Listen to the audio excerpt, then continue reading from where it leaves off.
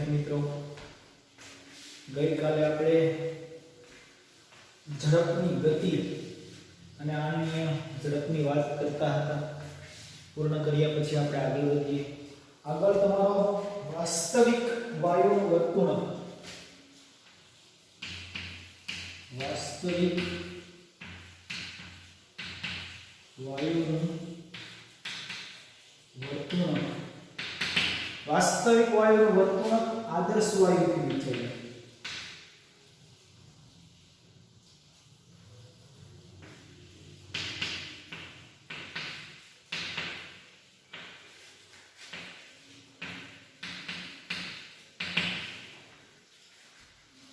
આદર્શ વાયુથી વિચલન. વાસ્તવિક વાયુ કહેવાય કોને? એક આદર્શ વાયુ જેને આપણે કહીએ છીએ કે PV nRT. આ ઇક્વેશન આપણે સાબિત કર્યું છે. PV nRT. આ જે ફોલો થતું હોય તેને આપણે આદર્શ વાયુ કહીએ છીએ. હવે આ આદર્શ વાયુ એટલે આપણે એનું ફિક્સ નક્કી કરી લીધું કે એમાં દબાણ કેવું હોવું જોઈએ, કદ કેવું હોવું જોઈએ, તાપમાન કેવું હોવું જોઈએ. એ બધા નિયમ ઉપરથી આપણે આ ઇક્વેશન સાબિત કર્યું. તો આ ઇક્વેશનને જે ફોલો કરે છે તેને આપણે આદર્શ વાયુ કહીએ છીએ. અને બીજો વાસ્તવિક વાયુ, એકને આપણે આઈડિયલ માની લીધો. માનો કે આ આદર્શ છે આપણા માટે, આ કેવો છે? આદર્શ છે. અને બીજો વાસ્તવિક કે જે આપણે રિયલમાં જોઈએ છીએ. એક તો પ્રાયોગિક રીતે આપણે કહી દીધું કે આવો હોવો જોઈએ આદર્શ વાયુ. બીજો રિયલમાં જે ડેઈલી લાઈફની અંદર અનુભવ કરીએ છીએ તે એટલે વાસ્તવિક વાયુ. જે આપણે જોઈએ છીએ, જેનો આપણે અનુભવ કરી શકીએ છીએ તે વાયુ એટલે વાસ્તવિક વાયુ. તો આ વિચલનની વાત કરે છે. શેની વાત કરે છે? વિચલન. વિચલન કઈ રીતે થાય છે? આદર્શ વાયુમાંથી વાસ્તવિક વાયુનું વિચલન થાય છે. હવે આદર્શ એટલે શું? મેં તમને કીધું કે મારા માટે એક આઈડિયલ ચોક છે, આદર્શ ચોક છે. ઓકે, જે માત્ર ને માત્ર મેં એની કલ્પના કરેલી છે કે આદર્શ ચોક છે આવો હોવો જોઈએ, કે આની હાઈટ છે 3 સેન્ટીમીટર હોવી જોઈએ, 3 સેન્ટીમીટર હાઈટ હોવી જોઈએ. આ આદર્શ ચોક છે. આને હું જોઈ શકતો નથી. આઈડિયલ મૂકી દીધો. અને આ વાસ્તવિક ચોક છે કે જેનાથી હું લખું છું, કામ કરું છું, તે બધું જ છે. હવે આ વાસ્તવિક છે ખબર કેમ પડશે? તો કે હું આને આદર્શ સાથે સરખાવીશ. તો આદર્શની બાજુમાં લઈ ગયો, સરખાવ્યો તો આદર્શ કરતા આની લંબાઈ ટૂંકી છે કે 2 સેન્ટીમીટર છે, આદર્શ કરતા આનો કલર અલગ છે. તો મને ડિફરન્ટ ક્યારે ખબર પડી કે આમાં આવી વસ્તુ છે કે મારી સામે આદર્શ પદાર્થ અથવા તો આદર્શ વાયુ સામે છે, કે આદર્શ ચોક મારી પાસે છે, તેથી હું કહી શકું કે આ બિન આદર્શ છે. પણ આ ના હોય તો હું કઈ રીતે કહું કે આ બિન આદર્શ છે? ભાઈ, કોઈ એક વ્યક્તિ અહીંયા સારો માણસ હોતો છે. બધા માણસ સારા જ હોય છે, પણ આ ખૂબ સારો હોતો છે. કેવો છે? ખૂબ સારો. જેની અંદર અઢળક સંસ્કારો છે. અને બીજો વ્યક્તિ ખરાબ છે. ખરાબ મતલબ ગાળો બોલે એવો કઈ નહીં, પણ ખરાબ મતલબ એની અંદર જે ગુણો હોવા જોઈએ તે. માનો કે આ આદર્શ છે, સારો માણસ છે, ઉઠીને મમ્મી પપ્પાને પગે લાગે છે. બીજો વ્યક્તિ છે લાગતો નથી. એ લાગતો નથી પગે એવું આપણે કેમ કહીશું? કેમ કે એક વ્યક્તિ લાગે છે એટલે આપણે આને કહીએ છીએ કે લાગતો નથી. બાકી કોઈ લાગતું ન હોય પગે તો સવાલ જ નહોતો હોતો. ઓકે, તો આદર્શ અને બિન આદર્શ વાયુનું બિલકુલ એવું જ વર્તુળક છે જે આપણે જોઈએ છીએ. આદર્શ નક્કી કર્યો PV nRT ઉપરથી. હવે આપણે આદર્શ વાયુમાંથી વાસ્તવિક વાયુનું જે વિચલન થાય છે તે વિચલનની વાત અહીંયા કરવાની છે કે વાયુઓના આપણે સૈદ્ધાંતિક નમૂના પ્રાયોગિક અવલોકન પદ્ધતિ સારી રીતે સુસંગત કરવા મુશ્કેલ ત્યારે ઊભી થાય છે કે આદર્શ વાયુનું આપણે નક્કી કરી નાખ્યું કે આદર્શ વાયુનું પૂર્વ સ્થાન કરીએ આપણે. તો આદર્શ વાયુની અંદર શું થતું હતું કે દબાણ ચોક્કસ હતું, બધા નિયમ ઉપરથી કદ રાખતા હતા, ક્યાંક ચોક્કસ, ક્યાંક તાપમાન ચોક્કસ રાખતા હતા, ક્યાંક અણુની સંખ્યા ચોક્કસ રાખતા હતા. ઓકે, તો આ આપણે એક આઈડિયલ ઇક્વેશન બનાવી. પરંતુ PV PV આપણે જો બોયલના નિયમને માત્ર જોવા જોઈએ તો PV વિરુદ્ધ જો P નો આલેખ દોરવામાં આવે, PV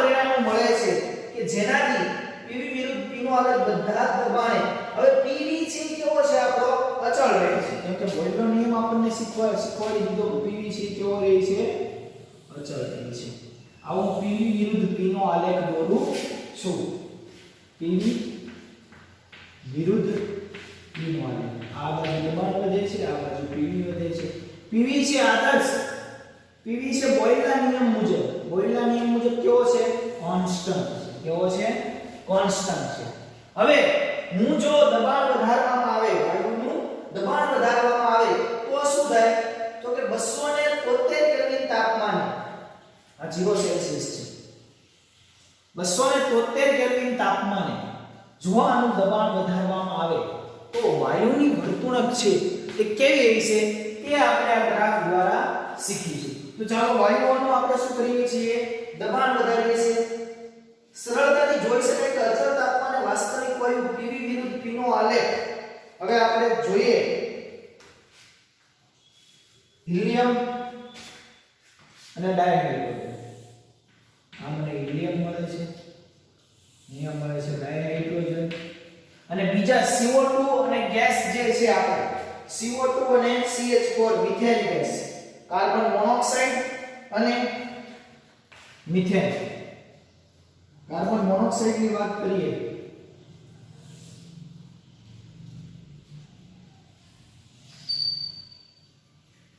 આ છે તમારો CO કાર્બન મોનોક્સાઇડ અને આ છે CH4 આવો ગ્રાફ મળે છે આ ગ્રાફ ઉપરથી શું લાગે તો કે PV છે કેવો છે અચળ છે બીજી વસ્તુ કે ડાયહાઇડ્રોજન અને હિલિયમ બંને બધા ગેસ જ છે કાર્બન મોનોક્સાઇડ પણ ગેસ છે મિથેન પણ ગેસ છે H2 પણ ગેસ છે અને હિલિયમ પણ ગેસ છે હવે કાર્બન મોનોક્સાઇડ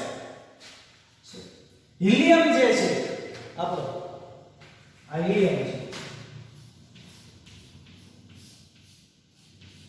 આ હિલિયમ અને ડાયહાઇડ્રોજન આ બંનેની અંદર જોવા જઈએ તો આપણને કંઈક એવું જોવા મળશે આ જે અહીંયા PV કોન્સ્ટન્ટ છે એની ઉપર છે આ નીચે નથી આવતો અને બીજી વસ્તુ કાર્બન મોનોક્સાઇડ અને મિથેન છે એ નીચે આવે છે ફરી ઉપર જાય છે આનો મતલબ શું થઈ ગયો કે હિલિયમ અને ડાયહાઇડ્રોજન દબાણના વધારાની સાથે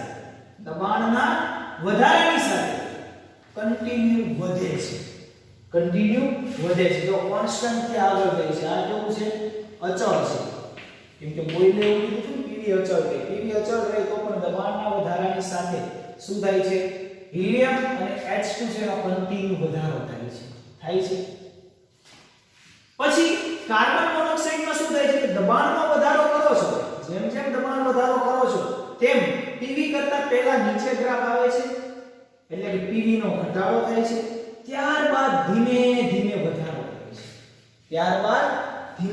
શું થાય છે વધારો થાય છે એવી જ રીતે મિથેનની અંદર પ્રથમ ઘટશે ત્યાર પછી વધવા લાગશે પણ વચ્ચે આમાં એક સમય એવો આવે છે કે જે તમારું આદર્શ એટલે PV લાઈનને શું કરે છે ક્રોસ કરે છે અમુક સમય પૂરતી પહેલા નિયમ જેવું વર્તન થવા લાગ્યું શેમાં કાર્બન મોનોક્સાઇડ અને મિથેનની અંદર બાકી ક્યાંય આવું જોવા મળ્યું નહીં તો આનો મતલબ એવો થઈ ગયો કે આ હાઇડ્રોજન આ આદર્શ છે આનાથી ઉપર જો વિચલન બતાવે તો એ ધન કહેવાય કેવું કહેવાય ધન અને નીચે આ બધું કેવું છે ઋણ છે આ બધું ઋણ તો હાઇડ્રોજન અને હિલિયમ શું વિચલન બતાવે છે ધન વિચલન બતાવે છે ધન વિચલન મતલબ આની નીચે નથી આવતું કાર્બન મોનોક્સાઇડ શું કરે છે પ્રથમ ઋણ વિચલન જો નીચે એટલે પ્રથમ ઋણ વિચલન ત્યાર પછી આદર્શ જેવું વર્તન થાય છે અને ત્યાર પછી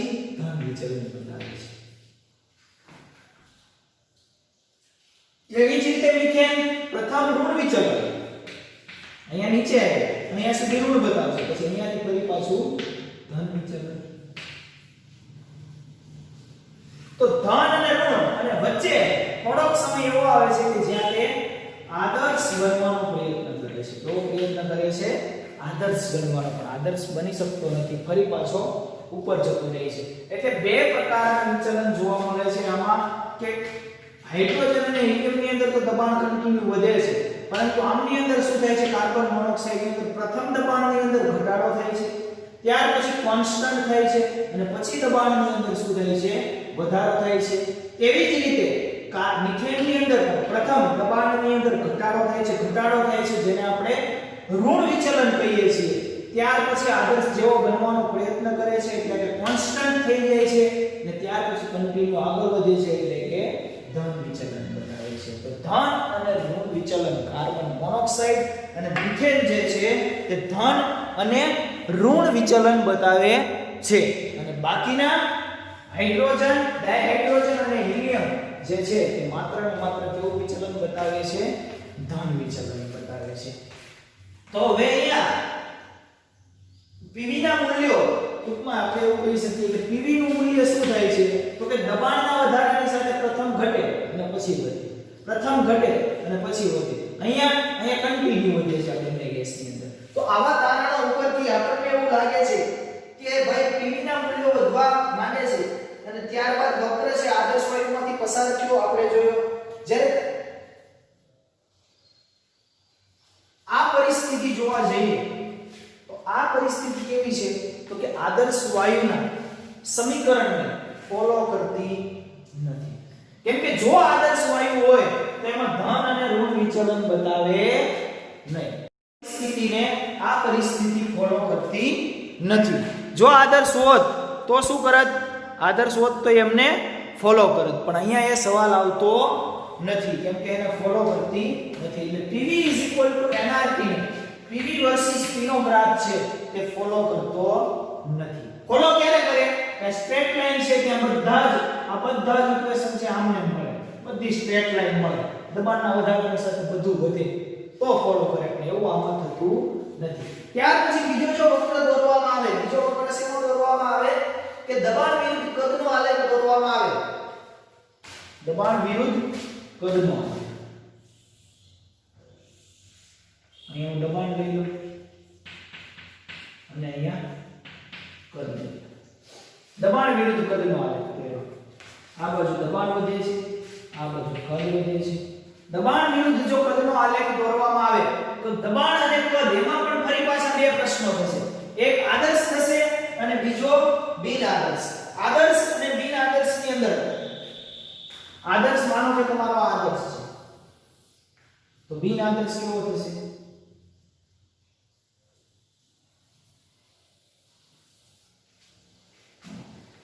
આ વાસ્તવિક વાયુ છે. કેવો છે? વાસ્તવિક. આ કેવો છે? આદર્શ છે. શું થાય છે તો કે કદ વધવાની સાથે દબાણ વર્સિસ કદનો આલેખ દોરવામાં આવે તો જેમ જેમ દબાણ ઘટે તેમ કદ વધે. તો આવું થાય ને, કોઈ પાત્ર છે આમની અંદર વાયુ ભરેલો છે તો આનું દબાણ વધારીએ તો શું થાય? ઘટક કણો એકબીજાની નજીક આવે એટલે કદમાં શું થાય? ઘટાડો. તો દબાણ જેમ ઘટતું જાય તેમ કદ છે તમારું શું થતું જાય છે? વધતું જાય. દબાણ જ્યારે તમારું આટલું હતું ત્યારે કદ આટલું હતું, કદ આ બાજુ વધે છે. દબાણ હજી જો ઘટાડીને અહીંયા લાવ્યા તો કદ તમારું વધ્યું. દબાણ હજી ઘટાડીને અહીંયા આવ્યા એટલે સુધી પહોંચ્યા તો કદ વધ્યું. એટલે કે દબાણના ઘટાડાની સાથે કદમાં શું થાય છે? વધારો થાય છે. તો તમારું જે આદર્શ જે છે એ આદર્શ લાઈન આવી છે કે ભાઈ આવો ગ્રાફ મળવો જોઈએ. જો એવું થાય ને તો ગ્રાફ છે તમારો આદર્શ વાયુ તે આવું વિચલન દર્શાવે છે. તો વાસ્તવિક જે રિયલ ગેસ છે એ પણ એવું વર્તન દર્શાવવું જોઈએ. એમાં કેવું થયું કે દબાણના ઘટાડાની સાથે ઘટ્યું પણ એક સમય એવો આવ્યો કે આદર્શ ને ક્રોસ કરી અને નીચે જતો રહ્યો. એટલે અહીંયા થોડું વિચલન થઈ જાય. એટલે આદર્શ વાયુ જેવું વર્તન વાસ્તવિક વાયુ કરતો નથી. અહીંયા શું થયું? વિચલન થયું છે. એક સમય એવો આવ્યો કે જે આદર્શ જેવો છે તે એવો જ થઈ ગયો. જો વાસ્તવિક વાયુ એમ કે કદ વધારે છે આદર્શ કરતા, છે કે નહીં? તો અમુક સમયે એક સમય એવો આવ્યો કે જ્યારે આદર્શ વાયુ જેવું વર્તન કરવા લાગ્યો પણ ફરી પાછું કેવું થઈ ગયું? અલગ થઈ ગયું. મતલબ આદર્શ વાયુ અને વાસ્તવિક વાયુ જે છે તે બંને કેવા છે? અલગ છે. વાસ્તવિક વાસ્તવિક વાયુ છે આદર્શ વાયુને ફોલો કરતા નથી. જો કે ફોલો કરવા જોઈએ. આપણે જેને આદર્શ કીધું એ આઈડિયલ ગેસ જેને બોલીએ છીએ, આદર્શ વાયુ જેને બોલીએ છીએ, તેને આ વાસ્તવિક વાયુ છે ફોલો કરવા જોઈએ, પરંતુ અહીંયા કરતા નથી. તો આ ન કરવા પાછળનું એમનું કારણ શું હોઈ શકે? શા માટે વાસ્તવિક વાયુ છે આદર્શ વાયુ જેવું વર્તન નથી દર્શાવતા? એવી રીતે અંદર કઈ પરિસ્થિતિ છે વાસ્તવિક વાયુની અંદર? એવું તે અંદર શું થાય છે કે જેના કારણે વાસ્તવિક વાયુ છે તે આદર્શ વાયુ જેવું વર્તન નથી કરી શકતા? તો એવી કઈ પરિસ્થિતિ છે? તો આપણે જ્યારે આણ્વીય ઝડપ ગતિવાદનો અભ્યાસ કર્યો હતો, એમની અભિધારણાઓ જ્યારે ભણી હતી, ત્યારે બે વાક્યો ભણ્યા હતા. ત્યારે સહજ પ્રશ્ન એવો હતો કે બે અભિધારણા એમાંની ખોટી પડે છે. આ વાસ્તવિક વાયુ અને આદર્શ વાયુનું વિચલન આવું થવાનું કારણ છે કે આપણે બે જે ગતિવાદની અંદર બે અભિધારણાઓ ભણ્યા હતા, એમાંની પહેલી અભિધારણા આપણી એવી હતી કે ભાઈ વાયુઓ વચ્ચે આકર્ષણ બળો હોતા નથી. કઈ હતી? કે વાયુ વચ્ચે આકર્ષણ બળ હોતા નથી. આ પ્રથમ પરિસ્થિતિ હતી. એક અભિધારણા આપણે આવી ગઈ. અને બીજી અભિધારણા કઈ હતી? કે વાયુઓ અવકાશ જે છે, વાયુઓએ રોકેલા અવકાશની જગ્યાની સરખામણીમાં વાયુઓનું કદ કેવું હોય છે? ન ગણ્યું. વાયુએ રોકેલ અવકાશની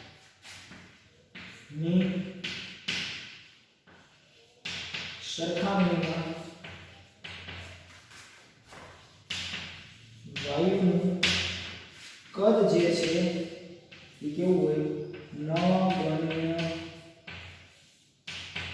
હોય છે.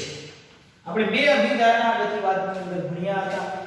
પહેલી અભિધારણા એવી હતી કે વાયુઓ વચ્ચે આકર્ષણ બળ હોતા નથી, અને બીજી અભિધારણા એવી હતી કે વાયુઓનું કદ છે એમના ખાલી અવકાશની સરખામણીમાં કેવું હોય છે? ન ગણ્ય હોય. એને આપણે બિંદુ દળ એવું નામ આપ્યું. તો બંને અભિધારણા વ્યાજબીપણું ધરાવતી નથી. આ બંને અભિધારણા જો ખોટી હોય તો જ આવું થતું હોય. તો ચાલો જોઈએ. ધારણા પહેલી છે કે વાયુઓ વચ્ચે આકર્ષણ બળ હોતું નથી. હવે વાયુઓ વચ્ચે જો આકર્ષણ બળ ના હોય એટલે પેલું ભૂલી નથી જવાનું. આગળ ભણ્યા અભિધારણા પૂછાય તો લખવાની જ છે બધું, કેમ કે આપણે નિયમો ઉપરથી લખેલું છે.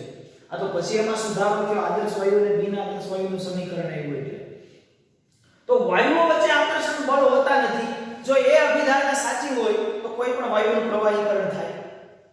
વાયુઓ ઉપર જ્યારે દબાણની અસર થાય છે ત્યારે વાયુઓ શું થાય છે? દબાય છે અને વાયુઓનું શું થાય છે? પ્રવાહીકરણ થાય છે. ઘરે આપણો જે ગેસ હોય એલપીજી, રાંધણ ગેસ જેને કહીએ છીએ, રસોઈ બનાવવા માટે, તો એ ગેસની અંદર તો લિક્વિડ જ હોય છે. હકીકતમાં છે ગેસ પણ લિક્વિડ સ્વરૂપે છે. તો જો એમની વચ્ચે ઘટકકણો વચ્ચે આકર્ષણ બળ ના હોત તો ક્યારેય એનું પ્રવાહીકરણ થાત નહીં. ક્યારેય પ્રવાહીકરણ થઈ શકે નહીં. તો પ્રવાહીકરણ તો થાય છે. વાસ્તવમાં જોઈએ છીએ આપણે રિયલ ગેસ, જે વાસ્તવિક ગેસ છે, આપણે જોઈએ છીએ કે એનું પ્રવાહીકરણ થયેલું છે, અને જ્યારે ખોલવામાં આવે ત્યારે ફરી પાછો ગેસ થઈ જાય છે. તો પ્રવાહીકરણ ક્યારે થયું હોય? તો કે વાયુઓના ઘટકકણો છે એકબીજાની નજીક આવ્યા હોય. અને નજીક ક્યારે આવે? તો કે આમની વચ્ચે આકર્ષણ બળ હોય. તો અહીંયા વાયુઓ વચ્ચે આકર્ષણ બળ હોતા નથી. એ અભિધારણા કેવી પડી ગઈ? ખોટી છે. વાયુઓ વચ્ચે આકર્ષણ બળ હોય તો જ એકબીજાની નજીક આવે, બાકી નજીક આવે નહીં, પ્રવાહીકરણ થાય નહીં. પણ રિયલ ગેસની અંદર આપણે જોઈએ છીએ કે વાયુઓનું પ્રવાહીકરણ થાય છે. એટલે અભિધારણા 1 છે કેવી છે? ખોટી છે. કે વાયુઓ વચ્ચે આકર્ષણ બળ હોતા નથી, બિલકુલ ખોટું છે. વાયુઓ વચ્ચે આકર્ષણ બળ હોય છે તો જ વાયુનું પ્રવાહીકરણ થઈ શકે, બાકી પ્રવાહીકરણ થઈ શકતું નથી. બીજી અભિધારણા કેવી હતી? કે વાયુઓએ રોકેલ અવકાશની સરખામણીમાં વાયુનું કદ ન ગણ્યું હોય છે. હવે જો વાયુનું કદ જ ના ગણવામાં આવે અવકાશની સરખામણીમાં, તો યાદ કરો કે ઇમેજ ગેસ બોટલ છે, સિલિન્ડર છે ઘરે રાંધણ ગેસનું, એનું કદ જ ના હોય તો ક્યારે ભરાય? એનું કદ જ નથી, તો ખાલી ને ખાલી હવા હોય કે ગેસ સિલિન્ડરની અંદર વાયુઓના અણુ તો હોય જ નહીં ને અંદર, તો પ્રવાહીકરણ થવાનો પ્રશ્ન જ નથી આવતો ને, તો ક્યારે પ્રવાહીકરણ જ ના થાય ને. તો બીજી અભિધારણા પણ અહીંયા ખોટી પડે છે કે વાયુઓએ રોકેલ અવકાશની સરખામણીમાં વાયુનું કદ ન ગણીએ ન હોઈ શકે. એ કદ કેવું હોય? ગણી શકાય તેવું હોય. એ કદ આપણે જાણવું પડે, એ કદ આપણે ગણી શકીએ તેવું કદ છે, તો જ આ અભિધારણા સાચી પડે, બાકી આવું થઈ શકે નહીં. એટલા માટે જ આ વાસ્તવિક વાયુ અને આદર્શ વાયુનું વિચલન છે એ આપણને જોવા મળે છે. આ ઘટનાના કારણે આપણને વાસ્તવિક વાયુ અને આદર્શ વાયુની વર્તણૂક આપણને જોવા મળે છે. આજે હલનચલન થાય છે ને, આવું થાય છે ને, એનું કારણ જ આ છે. કેમ કે આદર્શની અંદર કેવું લઈ લીધું આપણે? આદર્શ વાયુ એવો માન્યો કે જેને કોઈ વાયુ વચ્ચે કોઈ આકર્ષણ બળ જ નથી, અને એમ કહી દીધું કે એનું દળ તો કેવું છે? ન ગણીય છે અવકાશની સાથે. પછી આપણે આદર્શ બનાવીએ તો પછી રિયલ કેસ એનાથી ઉલટો જ ચાલે ને. કેમ કે રિયલમાં તો એવું છે ને, રિયલમાં તો એમની વચ્ચે આકર્ષણ બળ પણ છે અને એને કદ પણ છે. એટલા માટે થઈ અને આ વર્તન છે અલગ અલગ પડે છે. એટલે આપણે ભેગું નથી કરી દેવાનું બંને સરખા હોય, અલગ અલગ જ રાખવાનું છે. કેમ કે વાયુઓના નિયમોથી બને છે. હવે વાસ્તવિક વાયુ આદર્શ વાયુના નિયમોથી વિચલન દર્શાવે કારણ કે અણુઓ એકબીજા સાથે પારસ્પરિક ક્રિયા કરે છે. આ એકબીજાથી અલગ અલગ વર્તન શા માટે દર્શાવે? તો કે વાયુઓના અણુઓ એકબીજા સાથે શું કરે છે? પારસ્પરિક ક્રિયા કરે, એટલે એકબીજા સાથે કરે. અને બીજું આપણે એવું પણ ભણ્યા હતા કે વાયુનું દબાણ જે છે એ દિવાલ સાથે વાયુના ઘટકકણો અથડાય છે ત્યારે એનું દબાણ નક્કી થાય છે. દિવાલ સાથે અથડાવાથી વાયુઓનું દબાણ જો નક્કી થતું હોય તો હું એમ કહું કે દબાણની અસર જ્યારે વધશે, આના ઉપર દબાણ વધારવામાં આવશે, દબાણ વધારવામાં આવે.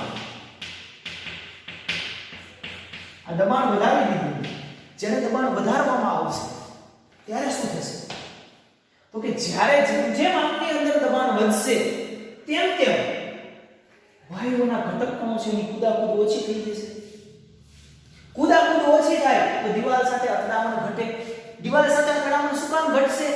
કારણ કે હવે આપણે કીધું ને વાયુઓના અણુઓ વચ્ચે શું હોય? આકર્ષણ બળ હોય. એટલે દબાણ વધે એટલે ઘટકકણો એકબીજાની નજીક આવે. એકબીજાની નજીક આવે એટલે વાયુઓની અથડામણ કેવી થાય? ઘટે. વાયુઓની અથડામણ કેવી થાય? ઘટે. એટલા માટે તો આપણે એમ કહીએ છીએ કે દબાણ વધારતા એના કદની અંદર શું થયો? ઘટાડો. અને કદની અંદર ઘટાડો થવાનું કારણ કે વાયુઓના ઘટકકણો વચ્ચે શું છે? આકર્ષણ બળ હાજર હોય છે.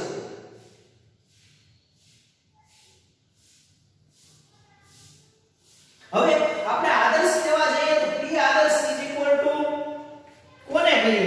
તો કે હવે આટલી બધી પરિસ્થિતિ જો આવી હોય તો હવે આપણે આદર્શ કેવો કોને? એક તરફ આપણે આવું બોલીએ છીએ કે આદર્શની લાઈન આવી મળે, વાસ્તવિક વાયુની આવી લાઈન આવી મળે, તો હવે આપણે આદર્શ વાયુ કેવો કોને? તો ચાલો આદર્શ વાયુ કહીશું કોને? તો કે P આદર્શ ઇઝ ઇક્વલ ટુ શું થશે? આદર્શ વાયુ P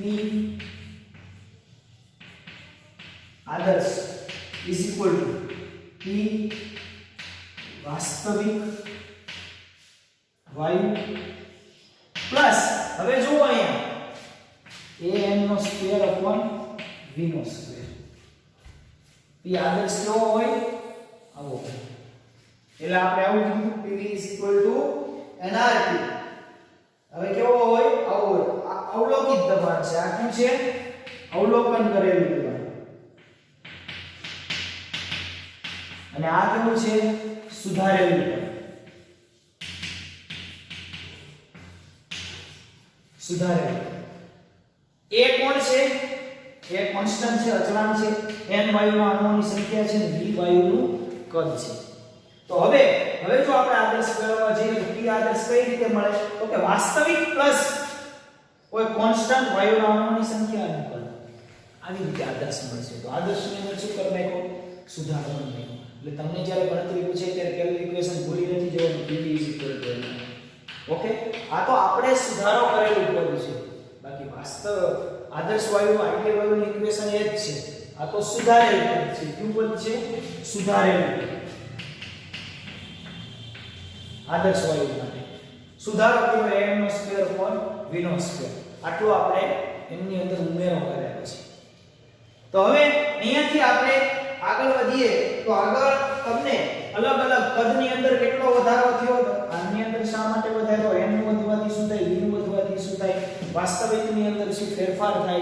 એ આગળ આપણે લેક્ચર નંબર 14 ની અંદર એનો અભ્યાસ કરશું.